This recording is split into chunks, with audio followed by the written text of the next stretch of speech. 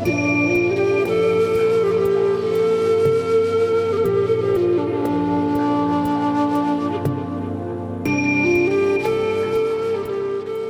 Anxiety Slayer podcast is sponsored by BetterHelp.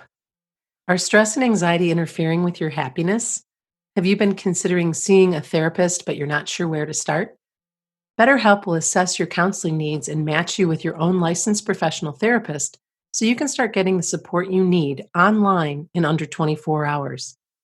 Special offer for Anxiety Slayer listeners: get 10% off your first month at betterhelp.com/slayer. That's betterhelp.com/slayer. Welcome back to Anxiety Slayer. We are so glad that you're with us today as we celebrate our 11-year anniversary. We hope that you've checked out our special offerings at Anxiety Slayer for the rest of the month. You've got a couple days left. Hey, Ananga, how you doing? Hey, Shan. So here we are wrapping up our 11-year anniversary and talking about something that I think is so incredibly powerful: the stigma of anxiety and mental health challenges. And this has come up quite a bit recently with some of our listeners to address this. Yeah, I think stigma is such a painful thing to be on the receiving end of. It does great harm, and sometimes people living with anxiety or with invisible illness say that, it's as painful as the thing they're already living with. Sense of judgment, feeling less than. So we're going to be talking about how that impacts us and what we can do to support ourselves. And really, stigma marks a person as different. The World Health Organization defines stigma as a mark of shame, disgrace, or disapproval, which results in an individual being rejected, discriminated against, and excluded from participating in a number of different areas of society. And I believe you cited that at beyondblue.org. Yes, yeah. Yeah.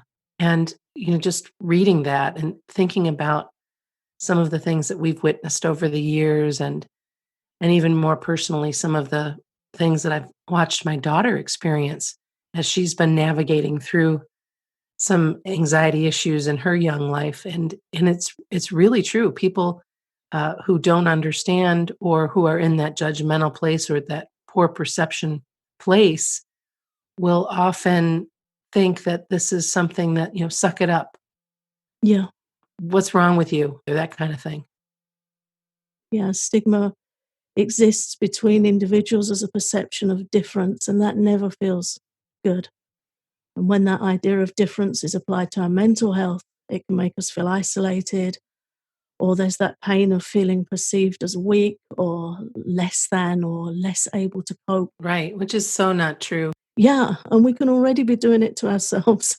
Yeah, of course. And that some people still believe that anxiety is not a real condition, or that it's something that can and should be, as I mentioned earlier, just snapped out of. Like, get over it. Yeah. And it's just not the way of real experience when you're suffering and when you're dealing with a fragile mind. Yeah, and I always think, good luck to you. If that's your attitude, good luck, because Yeah. the only way really any of us can understand what another's going through, I know many of us extend ourselves in empathy, but that true understanding comes from experience. It sure does. And I think it's also important to note that some people project non-empathy, not in a sense that there's a reality in the fact that they're coping better than you, but some people cannot bear to acknowledge the faintest hint of the possibility that they might not cope. Right. Sometimes there's a real rigidity in the mind where people will say, well, I wouldn't do that, or I wouldn't feel like that. And it's really brittle. But if you look at it and look under it, sometimes it's that there's fear there. Often it's that there's fear there. The experience that they're projecting is awful and it's very difficult to live with, but it doesn't necessarily mean that you're coping less well than somebody else that purports to be free from such things, because everyone tastes fear in their life, Right. in some way or another. The thing that really irks me about stigma and projection and judgment is that this negative perception often leads to someone suffering greatly with anxiety, and then trying to mask it Yeah. and avoid sharing their challenges or asking for support because of that projection, that judgment of weakness, of separateness, Yeah. of all of that. It's such a non-compassionate stance, and that reflects poorly on, of course, the person projecting the opinion, and then it can make the suffering even worse for those who are in that space of really feeling very, very fragile. Yeah. And I find that heartbreaking, really. It is heartbreaking. When you think of somebody suffering so much and they're trying to reach out and they're just being shunned or judged. And I think, Shan, for us, that's a real driver behind that, the work we do, to always say, you're not alone, we're here, we understand, and to always show compassion. Let's talk about stigma being a poor perception. Yeah, I mean, as we've already touched on, I think it reflects more heavily, although the experience is intense when you're on the receiving end. I believe it reflects more heavily on the one who can't extend their mind and heart and show compassion to the person who's suffering. I mean, that's to me, it's a character flaw of an extreme nature. It's not humane, it's not kind. Anxiety feels real and awful enough. Anyone who's felt it knows it all too well. And anxiety can make us doubt ourselves in so many ways, as we hear every day in our support group. And the stigma just deepens that doubt. So it's not just, to me, a passive principle of non empathy or non compassion. It does harm, it's causing harm to those that are already suffering. And of course, we already know that anxiety often comes with a strong fear of rejection anyway. And so, with the stigma, with the judgment, with the perception, with the projection, instead of feeling safe to reach out for help, we often isolate. And I know that the majority of our listeners can relate to that. I'll just go take a nap. I'll just go and oftentimes do the thing that can make it even worse, because what you really need is a hug or to be heard or uh, to engage in something, in a practice. There's many practices that we share that can help you start to feel more calm and relaxed. Yeah, we need quality connection. Retreating in isolation is completely understandable, but anxiety has that potential for disassociation and separateness inherent within the condition. So we really need connection. We do, and then here we are in the face of COVID-19 and really locking down again. And so we have that kind of double-edged sword. Yeah, So this is a time when even if you can't be with somebody face to face, you can have those conversations with somebody that you trust and somebody who understands you, or somebody who is can be very objective and hear you out and offer support and love. After the break, we'll discuss what helps when you're feeling judged and rejected due to your mental health. Today's Anxiety Slayer podcast is sponsored by BetterHelp. Are stress and anxiety interfering with your happiness and preventing you from living your best life? There have been a few times in my life where I've needed some extra support and wish I'd had an option for online support. BetterHelp will assess your needs and match you with your own licensed professional therapist. And to be clear, BetterHelp is not a crisis line, it's not self help. It's a professional counseling business done securely online, and their service is available for clients all over the world. You get timely and thoughtful responses. Plus, you can schedule weekly video or phone sessions so you don't have to leave the comfort of your own home. It's more affordable than traditional in person counseling, and financial aid is available. You can start living a happier life today. And there's a special offer for all of our Anxiety Slayer listeners. You can get 10% off your first month at betterhelp.com/slayer. That's betterhelp.com/slayer. Before the break, we were discussing how stigma is a poor perception. Let's talk about how we can respond to this and what helps. I think the first thing, though, it's always a little challenging is to really soften to yourself and respond with self compassion. Honor your experience of anxiety. You know that anxiety is real, you know how it affects you, and please know that you're not weak and you're certainly not alone. But self compassion, soften in. If you're not receiving compassion externally, really make it an active practice to bring it internally, bring it to yourself. And seek support where you feel safe. If you're met with stigma from someone, they are not the person to share with. Neither are they qualified to hear you. Anxiety is a life altering condition that really deserves support from someone who understands what you're going through and can hear you out with complete respect and without judgment. It's one of the reasons why I'm so grateful to partner with you, Ananga, as we've grown together and experienced so much in our lives over the years, the way that you've supported me and so many that you coach with your kindness and understanding. Because I do go to that place where I feel weak or don't want to be weak, or my conditioning says it's not okay to be in that space, as many of our listeners feel. So I just want to take that moment to say thank you for all that you do to help everyone you touch feel safe and supported. Thank you, Shan. Once you know what something feels like, it's painful to see others suffer. So I think we have a duty, if we've learned what helps, to share it.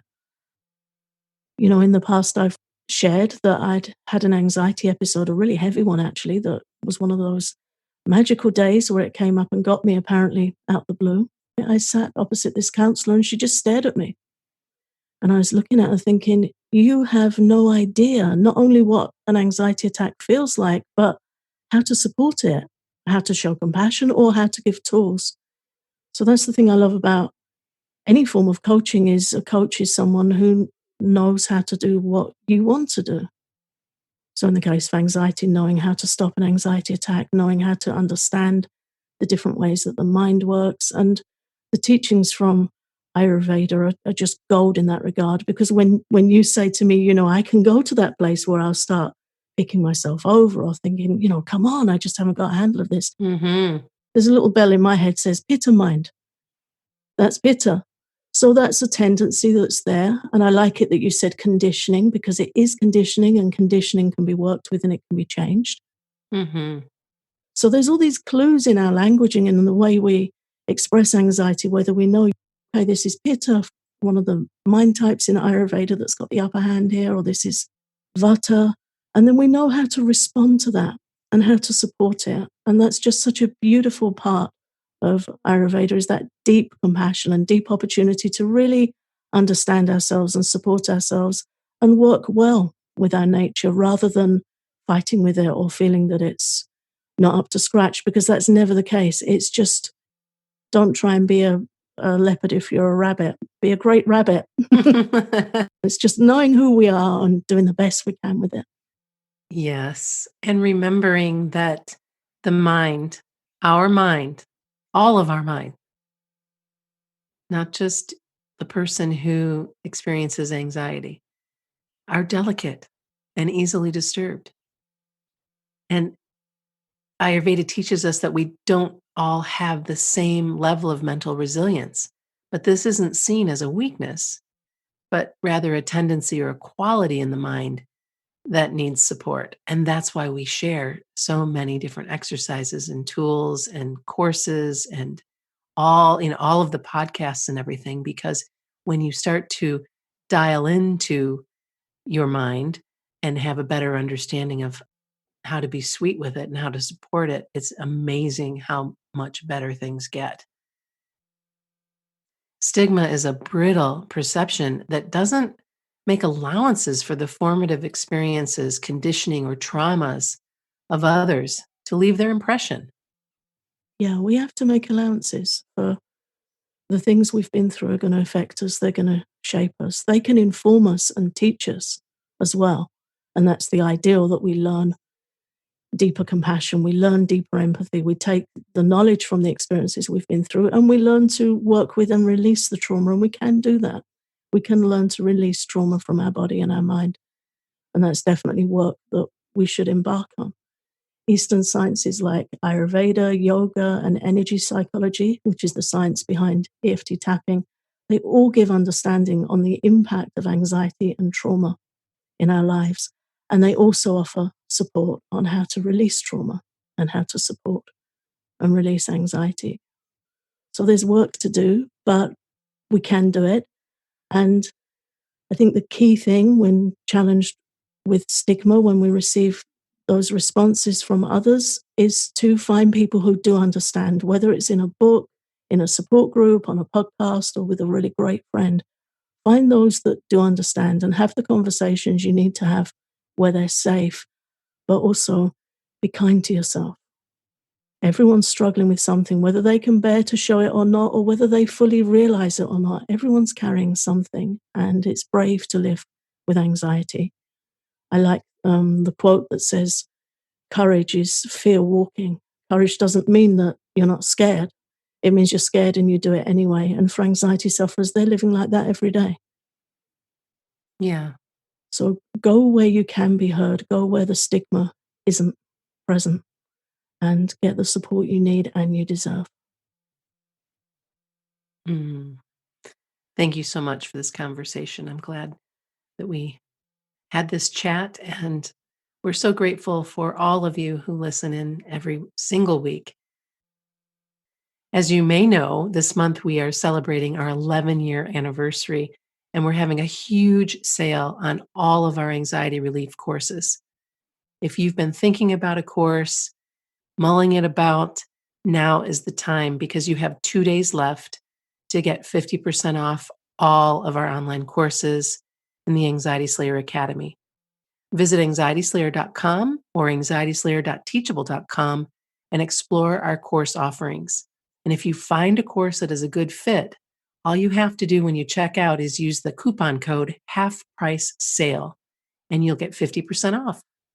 And again, thank you so much for listening to Anxiety Slayer. We are so grateful for you and look forward to coming back next week with a new episode. Thanks, Ananga.